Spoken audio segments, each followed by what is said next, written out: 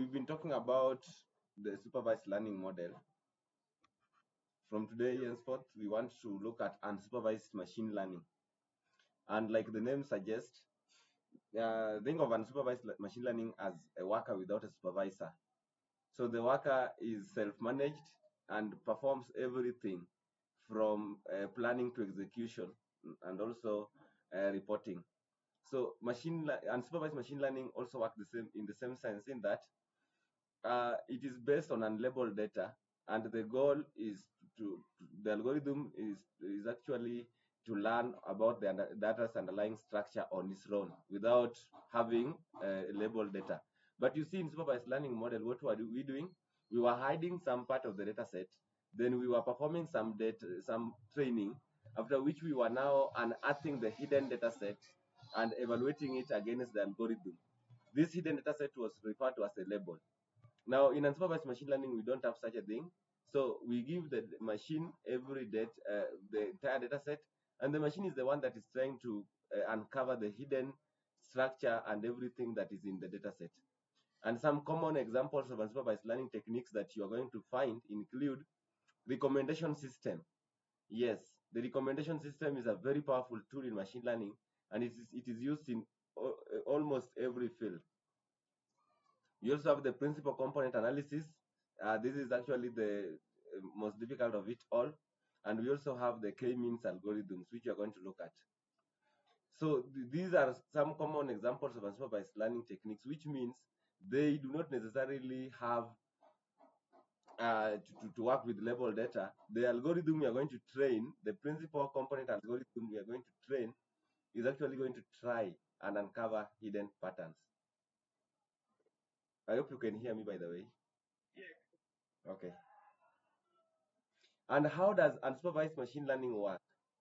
As the name suggests, unsupervised means learning uses self-learning algorithms. They learn without any labels or prior training. Instead, the model is given raw unlabeled data and has to infer its own rules and structure the information based on similarities, differences, and patterns without explicit instructions on how to work with each piece of data. Remember, in supervised, we were giving instructions like split, do this, and do that. Here, we do not have that. And supervised learning algorithms are better suited for more complex processing tasks, such as organizing large data sets into clusters. They are useful for identifying previously undetected patterns in data and can help identify features useful for categorizing data, which means this algorithm works best for clusters, that is. Imagine you have a large data set about weather.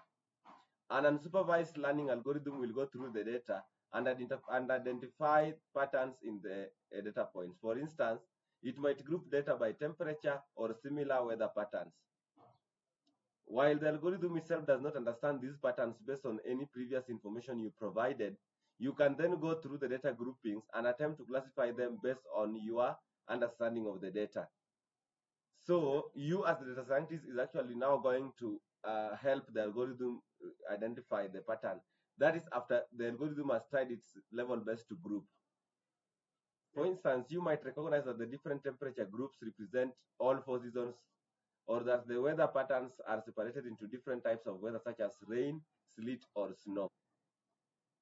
I think these points are self-explanatory. Reminder, unsupervised learning is well suited for tasks that require exploring large amounts of unlabeled data. This approach makes it easier for businesses to gain insights from data when no labels are present, helping them to understand the underlying structure of a data set and identify patterns and relationships between data sets without the need for a human to teach them. So data science is actually the study of a business, and not just a study of a business, but study of business data. So one of the algorithms that excels the most in data science when it comes to business scenarios is actually unsupervised learning algorithms. These algorithms are so much complex, powerful, and can really help understand a data set. Remember, most of the data sets we are going to work with are actually large data sets which are raw. So the only algorithm which can understand large data sets which are raw is the unsupervised learning algorithm. But that does not mean that we are going to forget about the supervised learning algorithm. You saw how supervised learning algorithms are also used, especially for predicting and classification. So graphical representation of a type of unsupervised learning model, look at this. We have cluster 1, we have cluster 2, I don't know if you're, okay. Then figure 1, a machine learning model clustering similar data points. Figure 2, groups of clusters with natural demarcations. So look at how they've been clustered, so that at the end of the day, we know that this is cluster 1, cluster 2, or give them explicit names. And you're going to see different types of algorithms which can help us do this task. So unsupervised learning methods. The following are unsupervised learning methods we are going to work with. Methods, not algorithms. So algorithms will be under methods. The first method is the clustering method. The second one is the association rules.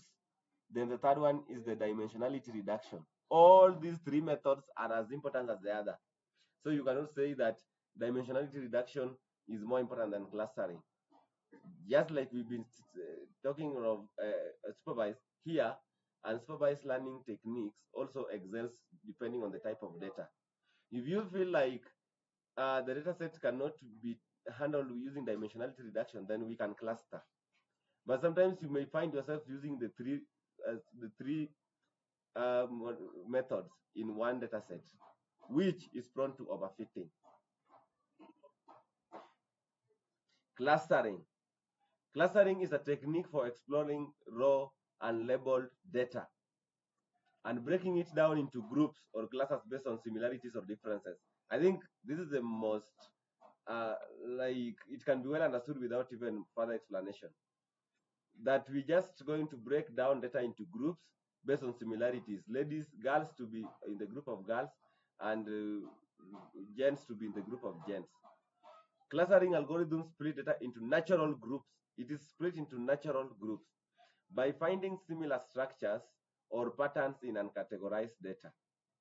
And it is one of the most popular unsupervised machine learning approaches. And we have different types of unsupervised learning algorithms under clustering. We have exclusive clustering. We have overlapping clustering.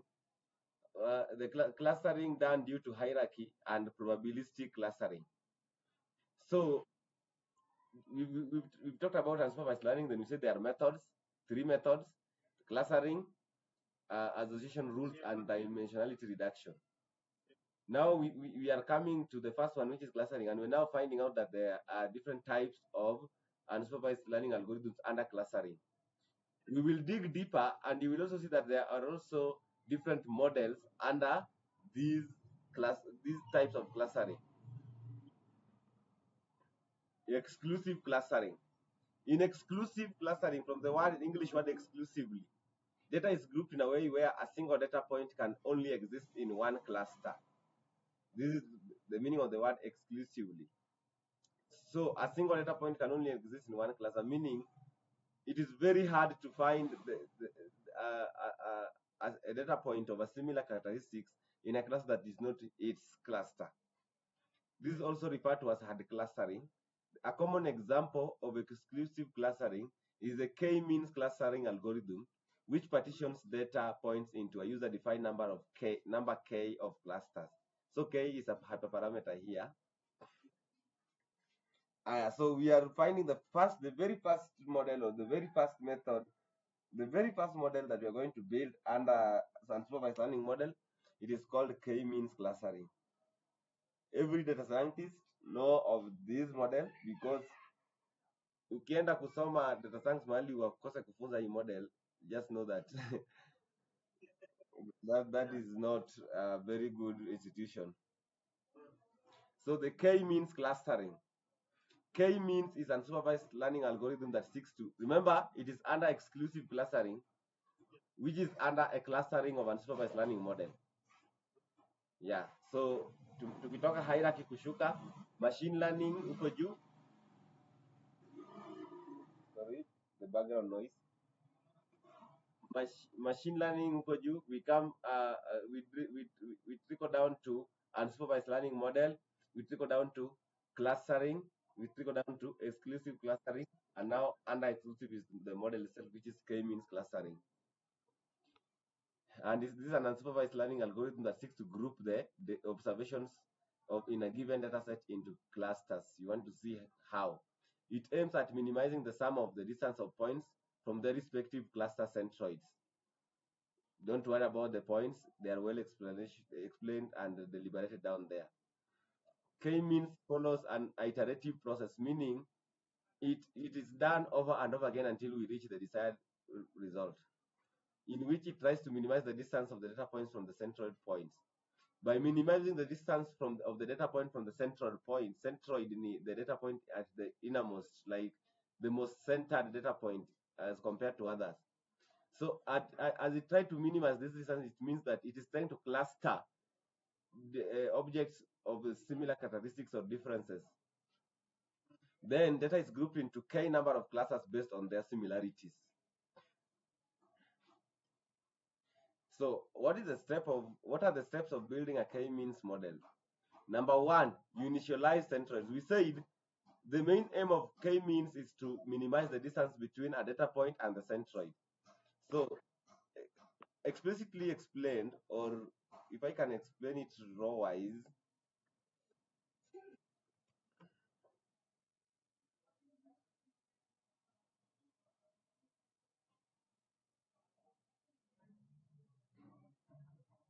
just a minute, I don't know why it's taking time to open. Here we go. So if we have data points here are the data points. K-means is actually telling us that before when we want to start building a k-means algorithm, we identified the centermost data point. So the centermost data point is by calculating distances to all the one that you feel might be the center. By the way, the first one is always trial and error until you find the best one. Yeah. So this one is the centroid. And we now try as much as possible to minimize this distance. This one should be minimized.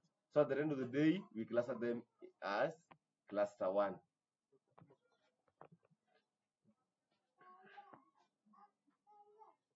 So we initialize the centroid number 2. Calculate the Euclidean distance between each point and the centroid. We calculated the Euclidean points and was it which model in a supervised learning model? There was a model in under supervised where we were calculating.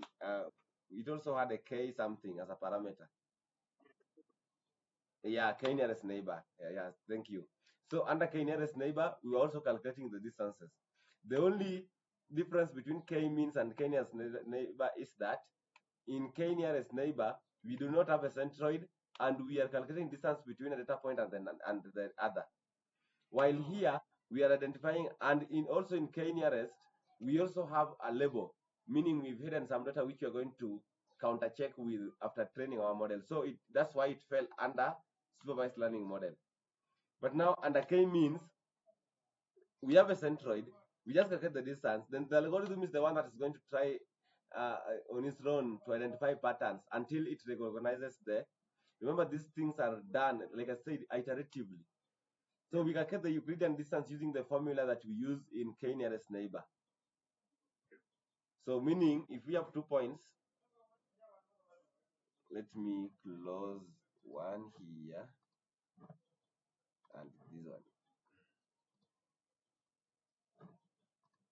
So if we have 2 points, allow me to name it x, y, x1, y1, and the centroid as x0, y0. So the Euclidean distance says that this is what you do. You say x1, x0 minus x1 squared plus y0 minus 1. I don't know if it x. Then find the square root. I'm not sure. We are going to see. I don't know if it is not minus y, but I think it's x minus x. It should be x's alone. Then you find the square root here. This is the Euclidean distance that you're talking about. The same formula we use in k nearest neighbor, but you're going to check. Then assign classes based on the minimum distance. You're going to see how we are going to assign classes based on the minimum distance that you've gotten from all after. Remember, we do for each and every.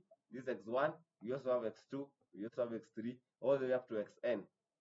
So if it's a large data set, you can imagine the task you have if you were to do it manually. Then recalculate the centroids. The first one is always randomly chosen, but now the second one is now calculated.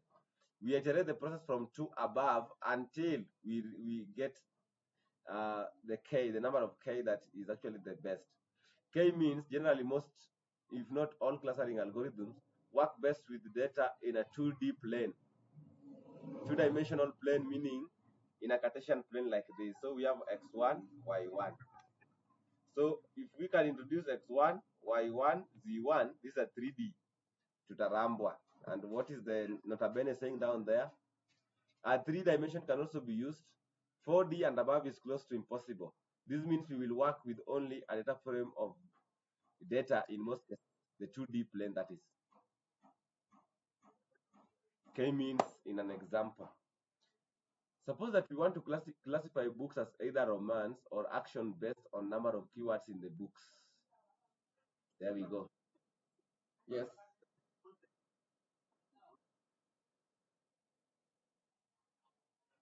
Yeah, we are going to find it in the example. Yes. Suppose that we want to classify books as either romance or action based on the number of keywords in the books. The following data was collected from a bookstore in downtown Nairobi. Book number 1, 2 up to 5. The number of romance words appearing in the book 23, 56 until 87. And the number of action words appearing in the book 845 all the way up to 83. So we want to see how our model is. Is it going to classify this book as either romance or action or both? So let's see. Remember the problem at hand. We've defined the problem. Classify the book as either romance or action, and we've been given the data point. Identify the value k, initialize the centroids. Here, like I said, we randomly choose k number of points present on the data or also foreign random numbers. For this case, let us choose 2 random centroids for our data set. K is equals to 2. Points from book 1 and book 5. Call this C1 and C2. You can choose even 3, but be careful not to overchoose based on the size of our data set. You can even choose 10, lakini be careful not to overchoose. So the K is actually the number of centroids, which are now going to form the number of clusters, that is. Let's see. We have x1, x2. Now C1 and C2, that is the central, like I said, we randomly choose them. So you can decide to choose the point that you may want. We don't care. So look at for centroid 1, we've chosen point A, that is 23 and 45, and also another centroid B, we've chosen E, 87 and 83. This is randomly chosen, but at the end of the day, even if you choose 56 and 32, 44 and 98, and I choose 23 and 45, 87 and 83, the algorithm will work well and will arrive at one last answer. So let's see. First of all, we choose a centroid randomly. A centroid is chosen based on your problem. For example, our problem wants us to classify as either domain or action. So probably we have chosen 2, but we can even choose 3, the number of clusters, so that the third one can be in other classification which was not well classified. But be careful so that you do not overchoose based on the size of your data set. Then that is step 1. Step 2, calculate the Euclidean distance. Let us say the points A, B up to E are plotted on a Cartesian plane. They will be represented in coordinate form A, X, Y, all the way up to E, X, Y. We are using points A and E as our centroids. So we can calculate the Euclidean distance from a point, say D, to centroid A using the following formula. We have assigned values 1 to coordinates of our points and 2 to the coordinates of our centroids for readability purposes. No need to worry about them. So if you go back, the centroid is going to be constant, meaning there's something that you should note, that if you're going to calculate a distance between a centroid and itself, then probably it's going to be 0. Like here, we should expect this to be 0. This one should be calculated. This, you can do this, then do for also point D. You realize that here will be 0. So let's see how it is done. Please move on with me. Ask questions where you don't understand. Where dx1 and y1 is equal to d27, 26, and A is the centroid. Here, centroids have been thought to be the second points on our Cartesian planes, while the points themselves are the first points. So let us see the distances. So our calculated Euclidean distances use the table below. So look at the Euclidean distance to the first centroid and the Euclidean distance to the second centroid. Let's now move on. Next, we assign the clusters based on the least distance. There we go. We assign the clusters based on the least distance. So we scan through and look at which one is the least distance. For example, let's look at point A, B, C, D, and E.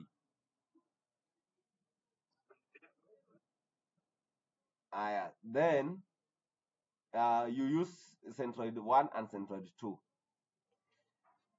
Centroid 1 and centroid 2.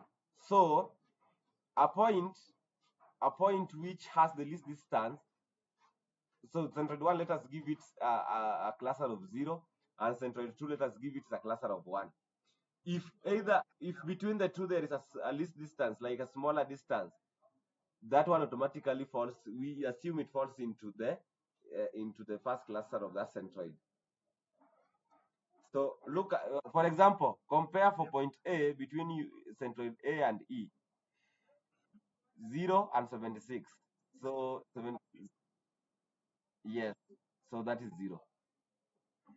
So point B is closer to centroid A, so that is 0. Point C is closer to centroid E, that is 1. And you do the same thing for point D and also point for E. We move on. Now, what next? Calculate the centroids of each cluster now. Here, remember the first one, to assign randomly. So the next one is now where we calculate the centroid, and this is where your question lied. So the first one will be assigned randomly, and even if someone else could have used a different centroid altogether, we could still arrive at the same answer at the end of the day, because randomly it works. So when you come to recalculate the distance, I want you to see clearly. We can deduce that points A, B, and D are in the first cluster index 0, and C and D are in the second cluster index 1. We now need to carry on with clustering now that we have the basis of the process. The next step, what if we had more than 3 clusters?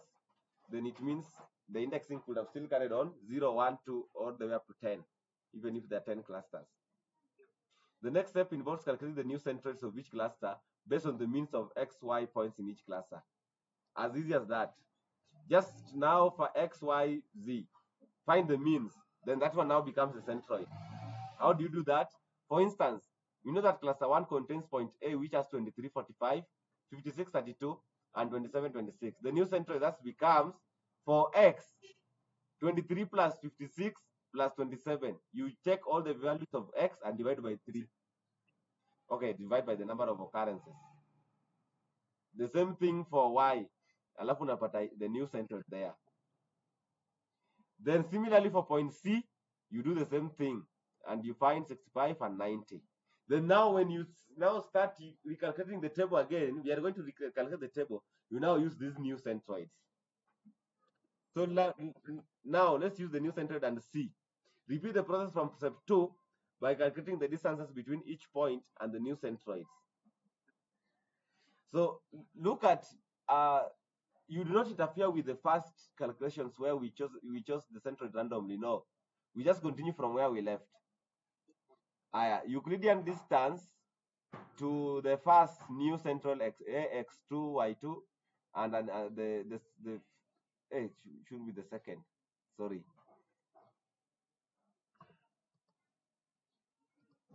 Here should be the second. If you have the notes, please rectify.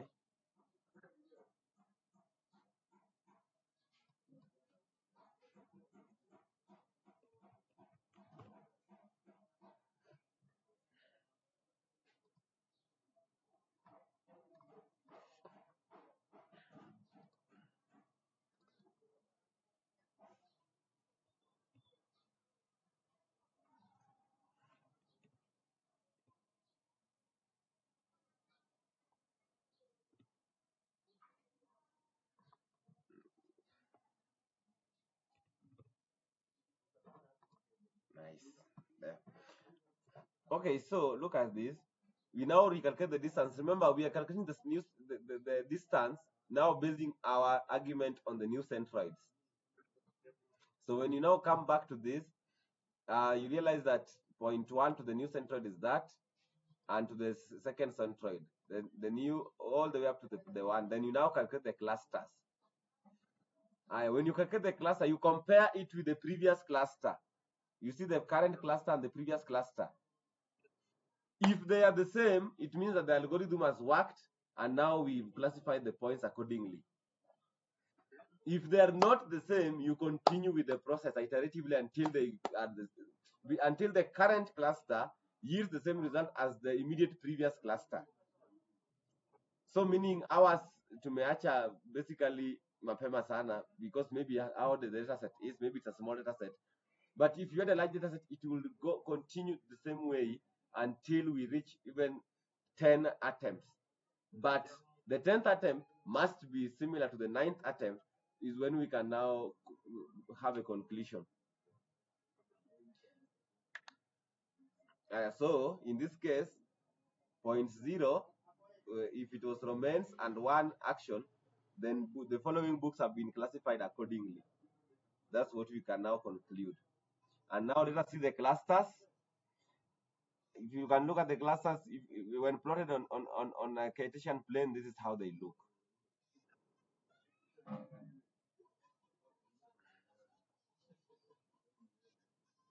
Repeat step 5 until the current cluster resembles the immediate former cluster. We are going to iterate through the previous step until the current cluster figures resembles the previous cluster figures. In our case, we stop at this point since the two clusters figures are similar. However, this may not be ultimate ending in all cases. We'll have to repeat from step 2 iteratively until we get the desired results. What do we conclude? In conclusion, we can say that books 1, 2, and 4 belongs to the X1 class, the romance books, and books 3 and 5 belongs to the action class of books. Our model has worked perfectly fine to give us the best results. K-mean clustering is handled by the sklearn.cluster library in Python. So let's go back to the dataset and see. So books 1, 2, and 4 belongs to the romance books. Let's see. So it's that.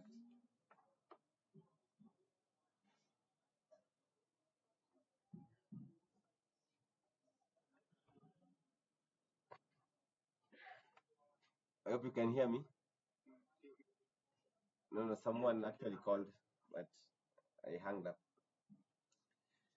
Book 1, 2, and 4 have been classified as romance,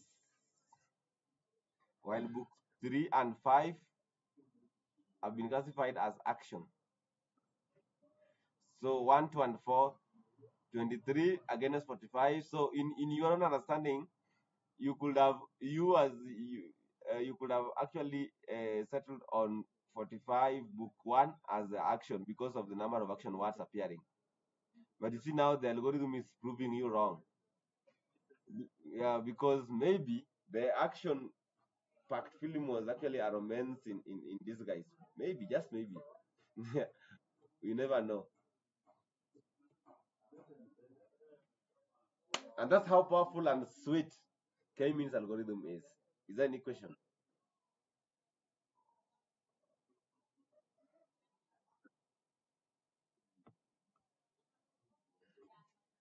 So there is this other one. Almost all Google classes or Google these boot camps, they love using DBScan, density-based spatial clustering of applications with noise. And you want to see why they love it. Maybe this might be the algorithm with the longest name. Density-based spatial clustering of applications with noise. DBScan is another super useful clustering algorithms that can handle nested clusters. This is the last one we are looking at. Then tomorrow, then we quit. A love occasion we will build the two. Handle nested clusters with ease. It aims at optimizing on the weakness of k-means, like identifying outliers and being able to perform nested clustering. Oh, this this is why it is powerful, and this is why you have to understand k-means first before you understand it. Two advantages. This one can even classify outliers, and not just classify outliers. It can classify them on their own classes as outliers. That is one. That's why it's called with noise. The noise part is outliers part. Then number two, this one can actually perform nested clustering, meaning all those hidden nested clusters can be retrieved from a data set. No, don't worry about that. You're going to see how it works. It aims at optimizing on the weakness of k-means, like identifying outliers and being able to perform nested clustering, which k-means cannot do. But like k-means and any other clustering method, it works based on a 2D data. It is an unparametric method, implying it takes no parameter or statistical measure. It relies on distance between the nearest points to group data into a number of specific batches or groups based on similarities or differences. These groups are dense regions in the data space. That's why it's called density. So when data of similar groups have been grouped together, then these groups are in the dense regions in the data space. And they're separated by regions of lower density of points. The key idea is that for each point of a cluster, the neighborhood of a given radius has to contain at least a minimum number of points. Don't worry, just like k-means, this one also with theory you are going to understand. K-means, DBScan versus other clustering methods like k-means. So look at the nested, I mean the cluster inside the larger one. So that one DBScan is able to identify, and k-means will not identify it. In fact, k-means would actually cluster it wrongly. Consider the dataset above containing non-convex shaped clusters and outliers. Given such data, the k-means algorithms has difficulties in identifying these clusters with arbitrary shapes. DBScan can perform this task with ease. See the next slide for the steps. Its hyperparameters. As mentioned earlier, hyperparameters are measures that are set prior to building a machine learning model that governs how a model behaves. In k-mean, a common hyperparameter would be value of k. DBs can also has its own hyperparameters as outlined below. We have one called epsilon. Epsilon is the radius of your search area from any given point. Remember, we say that DBScan works best, actually groups data into a certain cluster of area, which we say has the density of something, like it's densely populated. So if this area is circular in shape, then the radius of the outermost data point to the centroid is what we call the epsilon. We also have the minimum samples, which is the number of samples in an e-neighborhood for a point to be considered a core point. Tafadhali, kuna tofauti kati ya hyperparameter na parameter. That's why we say DBScan is non-parametric.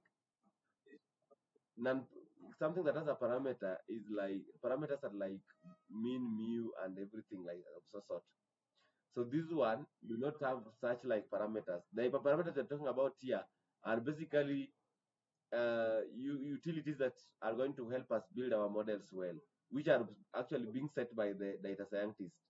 So it is you who has the complete control of the model you are building. So the minimum samples, the number of samples in an E neighborhood for a point to be considered a core point, including itself. We are going to see the meaning of the core point and all these things. The E neighborhood is actually the neighborhood that has been grouped into this radius. What I mean is that if this data set is a cluster, we say that this one is epsilon. Sawa. Then this one is what we call E neighborhood.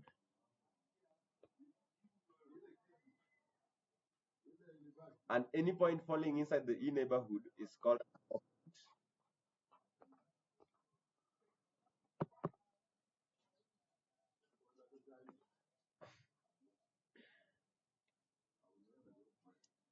So when we talk about number of minimum samples, the number of samples in an E neighborhood for a point to be considered a core point, we are going to see how it works. DB scan in action. Number one, you start at a random point,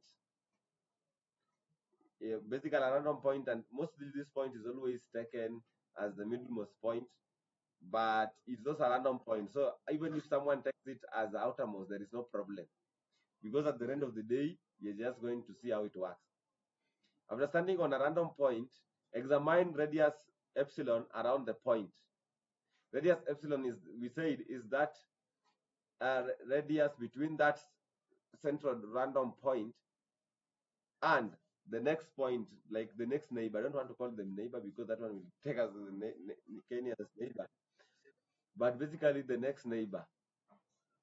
If there are minimum samples with radius E, within radius E of this instance, including itself, it is a coarse instance. All samples of this E neighborhood are part of the same cluster. In this case, minimum samples equals to 3. If in case there are 3. Look at this. In our case here, minimum sample equals 3. When you start at a random point, it is basically calculating epsilon while I think nimechorachora huko chini, while moving until you exhaust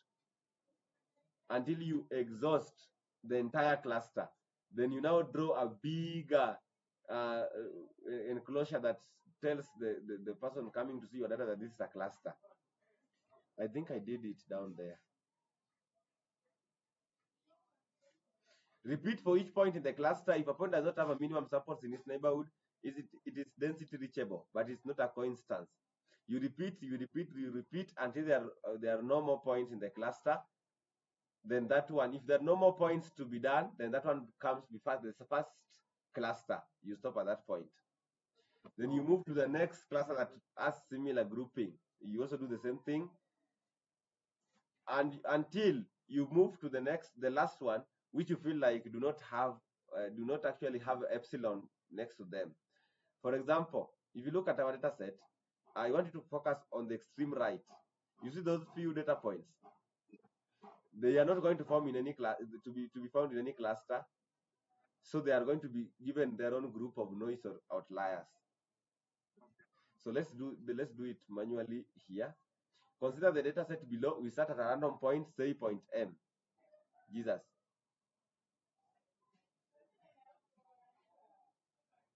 No. This is not the data set. Let me see. There's one I drew very well, so it was very easy to understand.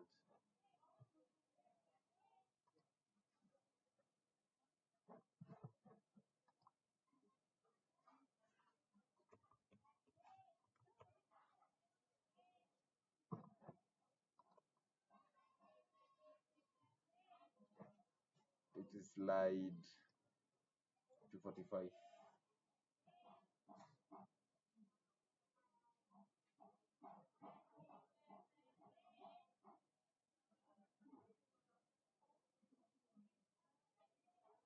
This one, it does not have the drawings that I want to use.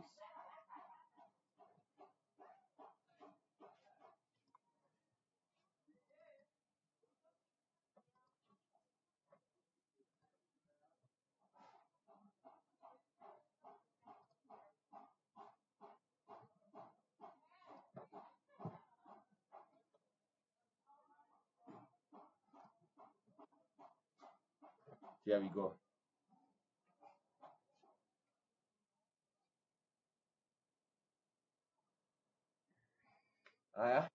We start at a random point, say point M. Look at point M there. It has been chosen randomly. There is no criterion you are going to choose. Just like we are doing in K-means where we are setting a centroid point, that point is also chosen randomly. Are you there? Can you hear me? Can you see my screen? No, no, I was looking for this thing. So you can see my screen and you can now hear me. Okay, so we now start at a random point, point M. So this random point is your own choice. There is no criteria you're going to use to choose it. Point M can even fall below, can even fall to the right, to the left. There is like I mean, there is no criterion you are going to use to choose that point M. That is a random point. After that, the user defines a radius around this point, mostly a float like a value like 0.3. So look at that. Around point M, we define a radius of 0.3 units. That's a measurement. A radius is a distance between the center of the circle and the circumference. So we choose a distance of 0.3 units from the center or from point M, and then draw a circle around that radius. Once we do that, anything happening, I mean, any point inside that circle is called a coinstance. A circle is then drawn around this radius and captures some points, minimum samples. So that is, and that captured point is what we call minimum samples around it to form a coinstance. We repeat the previous step iteratively until we are sure we have a cluster. So look at how it has been done. We move to the next one, choose a random point iteratively and iteratively until we exhaust all the first cluster. Then cluster 1 has now been enclosed in the red circle. That's how DBs can work. Then number 2, we then move to another group of data points. Once we are done with the first group of data points until we have the first cluster, we move to another group of the data points in our data space. We iteratively follow the same procedures with the first group until we get yet another cluster, the pink cluster in this case. Then we also the third one, the blue cluster. The points not captured are marked with -1 and are considered to be noise. Indexing is done from index 0 for cluster 1, index 1 for cluster 2, and so on until index -1 for noise and outliers. You can ask, you may even ask, what if the points are not showing explicit groups? This one not in a form group, so you are like, it is easier to move from one group to another to form a cluster.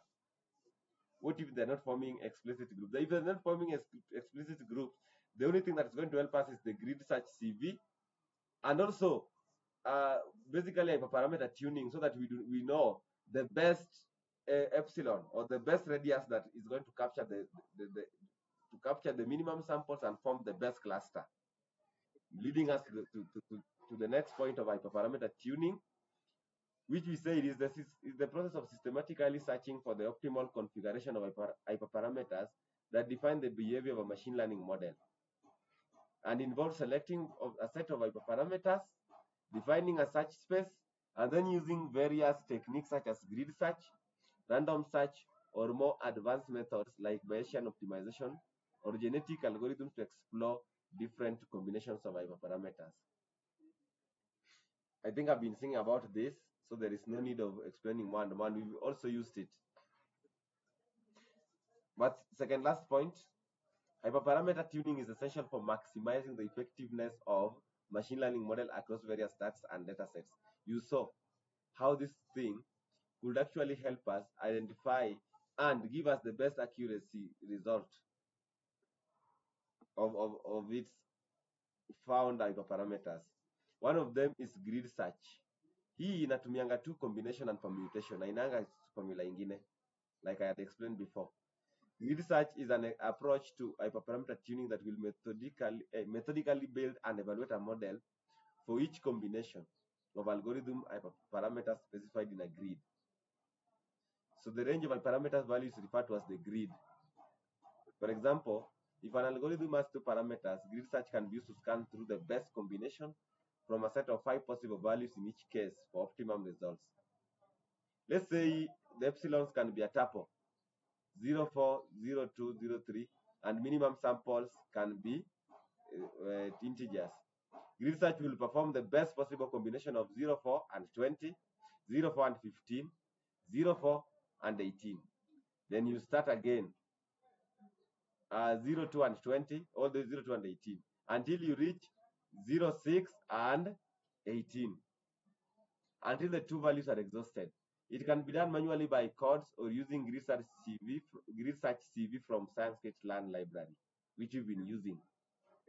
But it is basically a mathematical, a linear algebra. This is linear algebra that works best with permutations and combinations.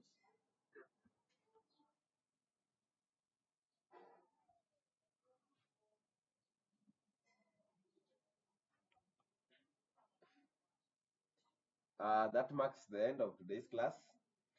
We've looked at two types of exclusive clustering.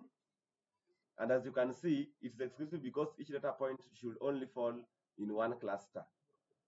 So the day after tomorrow, we are going to see how it is different from overlapping clustering, where a data point can find itself in another cluster, while it is also present in the same like in this this first cluster. But that is a study of another day. And we've also seen the difference between k-means and dbscan. So in an interview setting, you may find yourself being asked that.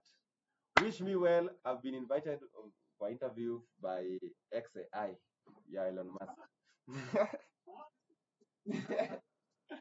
Yeah. First of all, I passed the first step. So I have the second interview next week on Monday with the team. Thank you. Hey, it is giving me goosebumps. I don't know the question they're going to ask, so I'm really, really preparing.